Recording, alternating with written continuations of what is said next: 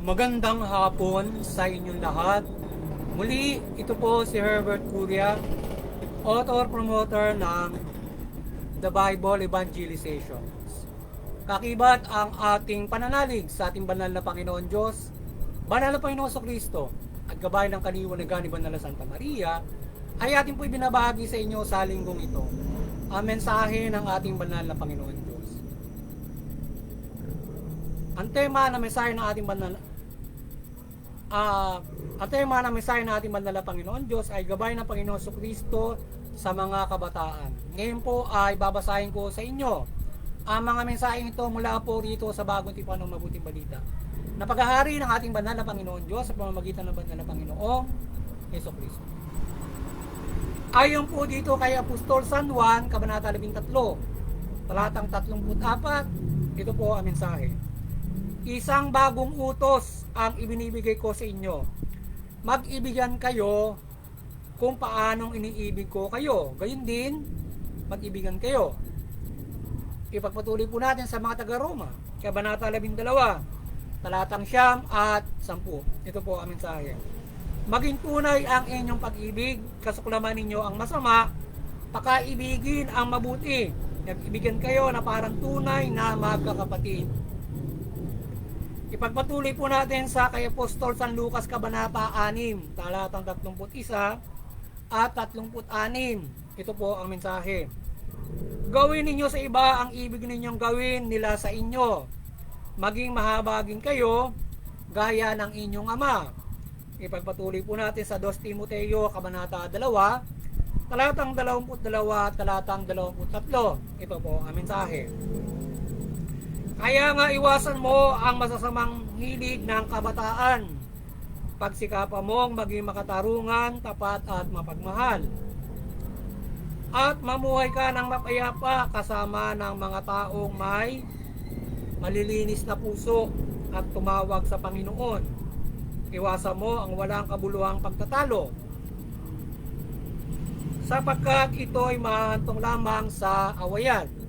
Pagpatuloy po natin sa 1 Pedro, Kabanata 5, talatang 5 hanggang 6. Ito po ang mensahe. Gayon din naman kayo mga kabataan, pasakop kayo sa matatanda at kayong lahat ay magsuot ng kapakumbabaan sa inyong pakikitungo sa isa't isa, sapagkat ang Diyos ay sumasalungat sa mga palalo, ngunit nagbibigay ng biyaya sa mga mapagkumbaba. Kaya't kayo'y magpakumbaba sa ilalim ng makapangyarihang kamay ng Diyos upang kayo'y kanyang itaas sa takdang panahon. Ipagpatuloy po natin sa kay Apostol Tito, Kabanata 3, talatang 1. Ito po ang mensahe. Paalalahanan mo silang pasakop sa mga pinuno at may kapangyarihan. Sundin ang mga ito at maging handa sa paggawa ng mabuti. Ito po ang mensahe at salita ng ating banal na Panginoon Diyos sa ating pagbabahagi ng mabuting balita dito sa The Bible Evangelizations. Pasalamatan po natin ang ating banal na Panginoon Diyos, banal na Panginoon Kristo, banal na Espiritu Santo at din po ang ating banal na Santa Maria. Maraming salamat po. Banal na Panginoon Diyos, Panginoon Kristo, banal na Espiritu Santo at banal na Santa Maria. Ngayon po naman ay ipaliliwanag ko sa inyo ang mga mensahe ito mula po rito sa tema na gabay ng Panginoong Jesucristo sa mga kabataan. Ngayon po ay ipaliliwanag ko sa inyo ang mga mensahe ito mula po rito sa temang ito. Nais pong ibabatid sa atin ng ating banal na Panginoon Diyos sa ating lahat. So bago ko ngayon nais pong ibabatid sa atin ng banal na Panginoon Diyos, pangunahin manampalataya tayo sa Kanya sa pamamagitan ng banal na Panginoon Kristo. Kaya kayo mga kabataan, manampalataya kayo sa Panginoon Diyos mula sa ating banal na Panginoong Kristo. Kaya kung kayo'y wala pang pananampalataya, at kung kayo'y nananampalataya, pag-ibayuhin niyo yung pananampalataya niyo kay Panginoon Diyos mula Panginoon Kristo. At lagi niyong tandaan ito bilang gabay sa inyo ng Panginoon Kristo, ng Panginoon Diyos.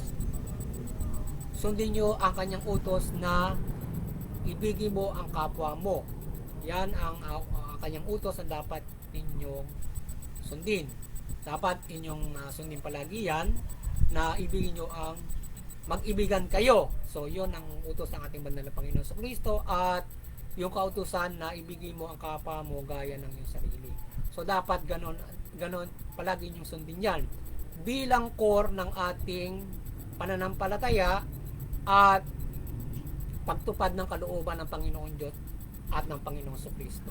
So kung yan ang core ng ating pananampalataya, ng ating pagiging mabuti, ang pag-ibig. So kung yan ay mananalaytay sa inyong puso, yan ang inyong magiging foundation, puso at isipan, hindi kayo gagawa ng masama.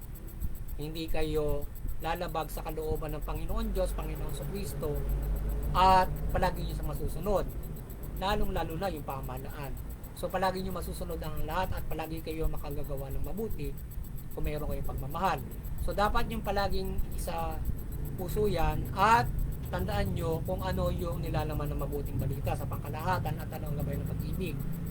Paano ka ba magmamahal? Pangunahin niya ang sinasabi ng Panginoon, so maging tunay ang inyong pag-ibig, kasok naman nyo yung masama. Paano nyo ba kasusok naman yung masama at maging tunay ang inyong pag-ibig? Iwasan yung gawin ang masasama, pairalin nyo yung pag-ibig.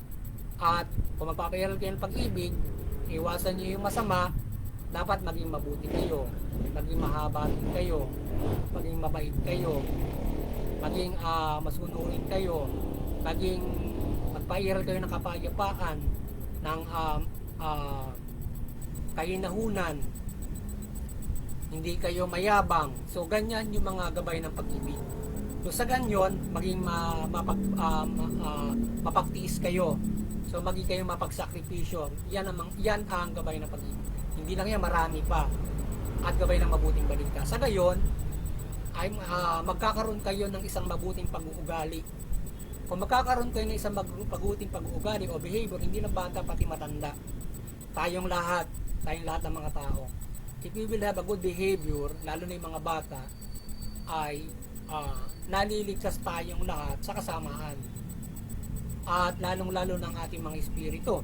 So kung gagawa tayo ng mabuti, magkakaroon tayo ng malaking pag-asa sa kaligtasan spiritual at buhay na walang hanggan.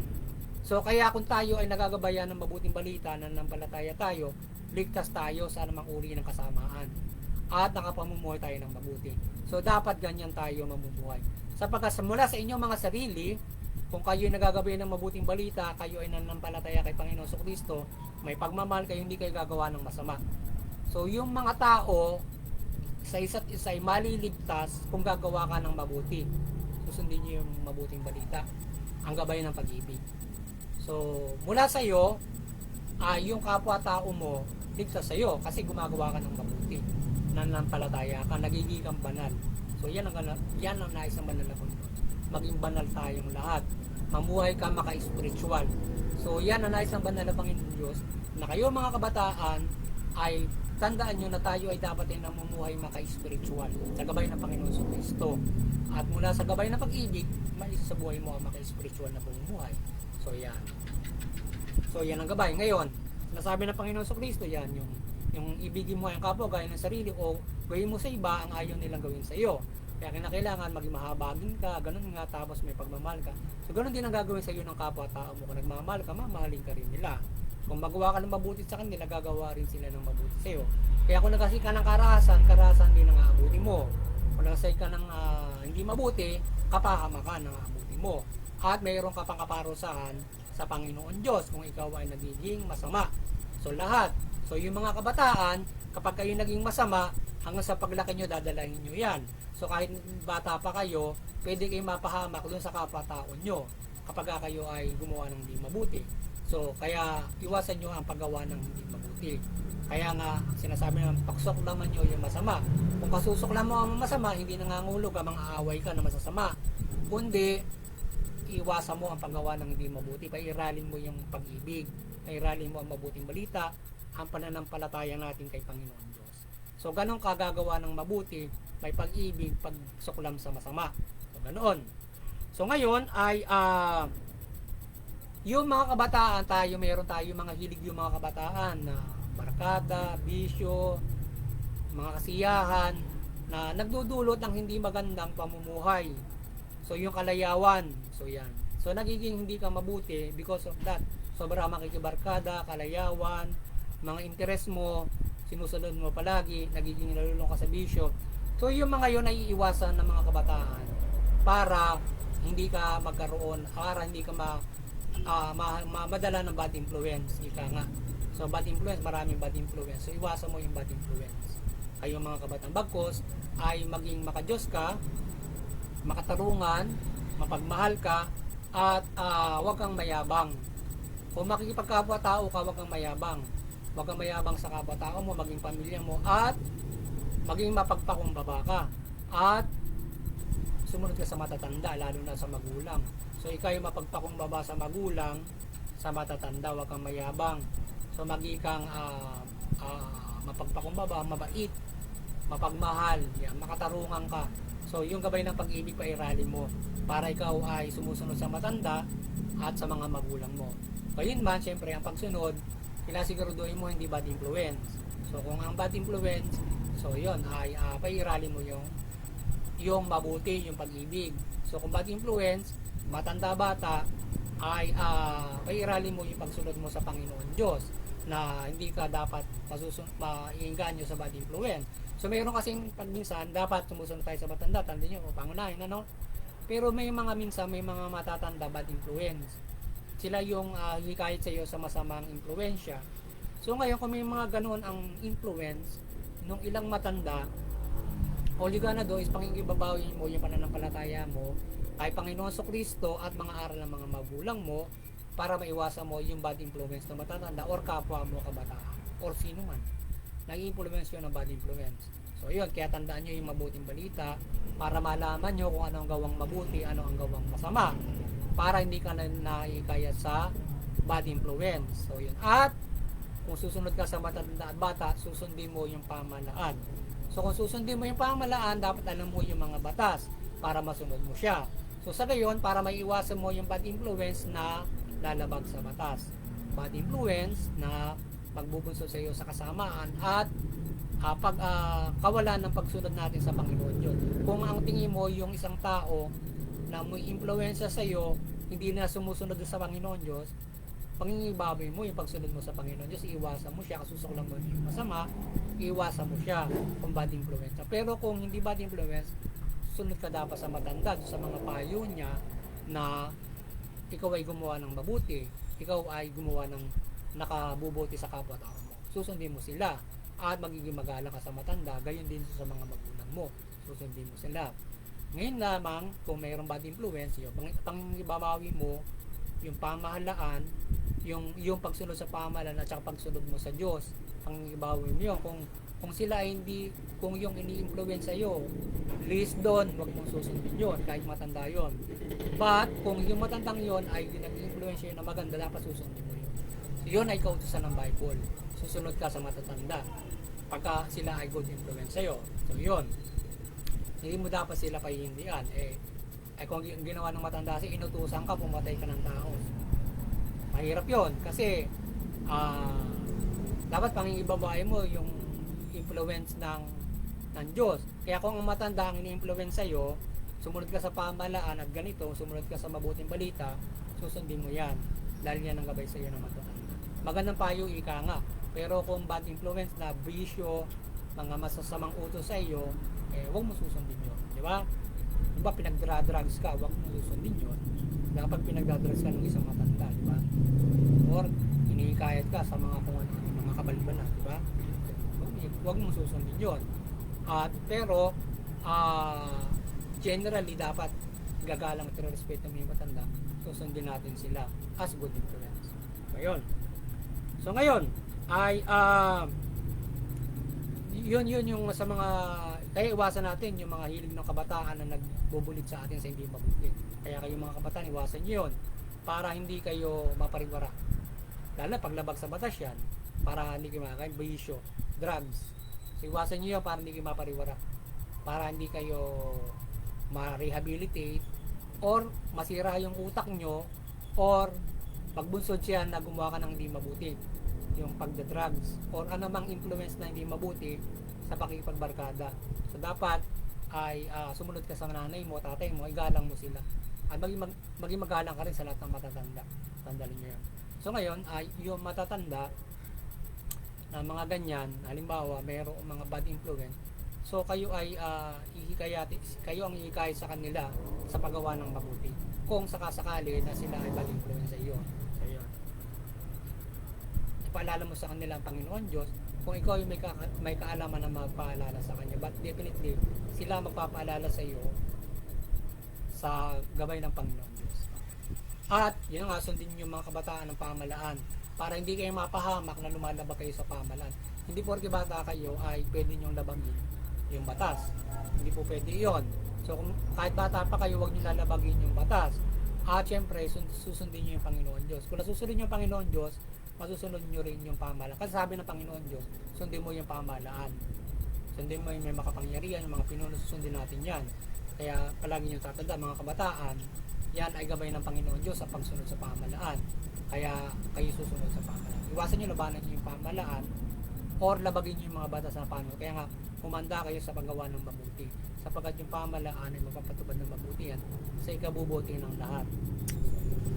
So yun, at muli sana ay nagabayan na naman kayo at naliwanagan at nagabayan ng Panginoon sa Kristo ang inyong puso't isipan, ang inyong buhay, ang inyong kaluluwa, mga kabataan at ang lahat, mga magulang. So magkaroon kayo ng kaligtasang spiritual at pag-asa sa buhay na walang hanggan sa pang-araw-araw nating pamumuhay at mamuhay tayo ng mabuti. Mamuhay tayo ng mapayapa, maunlad sa pananampalataya natin kay Panginoon Diyos, sa pagtalima ng mabuting balita. Makapamumuhay tayo ng mabuti na tinatalima natin ng mabuting balita. Yan. At muli sana maliwanagan tayo ni Panginoong Banal na Santa Maria, ang Panginoon Diyos, Panginoon Sukot, Banal Espiritu Santo, at gabayan tayo palagi ng kanyang presensya with Mother Mary. Sana palagi tayong presensya ng Banal na Santa Maria ng kanyang kaliwanagan o ng kanyang pagmimilagro at iba't ibang mga kapangyarihan ng Panginoon Diyos sa ating pagbabahagi ng mabuting balita dito sa The Bible Evangelization. Sana maliwanagan kayo at bilang presensya ng ating banal na Santa Maria literally sa kanyang kaliwanagan o pagmimilagro. At itong ating pagbabahaging ito'y presensya ng Panginoon Diyos na salita niya na binabahagi natin sa inyo na kayo ginagagabayan nung ang inyong puso't isipan at kaluwan ng liwanag ng Panginoon sa Kristo with dito sa mabuting balita. At pinalalago niya ang inyong spiritual at ang inyong pagkatao. So yun, at yung CBC, bawat mga relihiyon ay kayo ay maliwanagan Banal na Santa Maria at magkaisa tayo sa interfaith unity. Iwasan natin yung hindi pagkakaunawaan at iwasan natin ang hindi pagkakaunawaan na nauuwi sa sigalutan, pag-aawayan, karahasan. Bagkus ay magkaroon tayo, magkagagabay tayo, gumabay tayo sa bawat pamilya, community, bansa, buong mundo ng kapayapaan, pagkakaisa, pagmamahalan, pagtutulong mabubuting aral ng ating mga reliyon. Lalong-lalo na doon sa mga pamahalaan na mamahala ito ng mabuti. Lalong-lalo na kung paano ito mamahala ng mabuti sa bawat mga reliyon sa karapatang pantao. Sa kayo magiging hindrance ito or magiging barrier kung sakasakali na hindi nagkakaunawaan ng mga reliyon. So nagiging barrier siya para magkaroon ng kapayapaan. So, but higit sa lahat yung ating reliyon, yung ating pananampalataya na tayo laging mapangunawa sa ating mga kapwa reliyon para sa gabay, para sa mabuti nating pananampalataya. At muli sa CBCP Vatican Church, patuloy po kayo na maliwanagan ng Banal na Santa Maria. Patuloy niyo pong pagbuklurin ang sangkatauhan mula mabuting balita sa pananampalataya natin kay Panginoon Diyos mula Panginoong Yesu Kristo. Sa ating munting kakayanan, sana patuloy tayong gabayan ng kapangyarihan ng Panginoon Diyos, Panginoon Yesu Kristo, Banal Espiritu Santo at ng kanyang kaliwanagan with Mother Mary. Palaging gabayan tayo ng presensya niya sa ating pagbabagi ng mabuting balita at ng kanyang kapangyarihan at pagpapala sa atin. At kayo ay magabayan ng kanyang mula sa mabuting balita at ng kanyang kapangyarihan at ng kanyang pagmimilag sa ating pagbabagi. At ang bansang ito ay magliwanag sa buong mundo sa ating pagbabahagi ng mabuting balita with Mother Mary lights and guides, presence to us. So yun, at gayon din ay gabayan tayo ng kapangyarihan ng Panginoon Diyos at kaliwanagan ni Banal na Santa Maria sa paggabay sa pamahalaan. Kayong mga kapamalaan, magabayan kayo ng mabuting balita at kaliwanagan ni Banal na Santa Maria at mamahala kayo ng mabuti, matuwid, pagganin yung karapatang pantao, patas na hustisya. Sa gayon, makikinabang ang inyong mamayang mamumuhay sila ng mabuti, matuwid, ayon sa karapatang mapayapa. At higit sa lahat ay makakapanampalataya sila ng lubos sa ating banal na Panginoon Diyos mula Panginoon sa Kristo at mabuting balita. Muli, sana patuloy tayong pagpalain, protektahan ng Panginoon Diyos mula Panginoon sa Kristo at sama-sama tayong mamuhay ayon sa mabuting balita. At patuloy ko kayong hinihikayat na manampalataya kay Panginoon mula Panginoon sa Kristo at sama-sama tayong magpuri at magpasalamat sa ating Panginoon Diyos mula kay Panginoong Hesus Kristo. Magandang hapon sa inyo lahat at God bless you.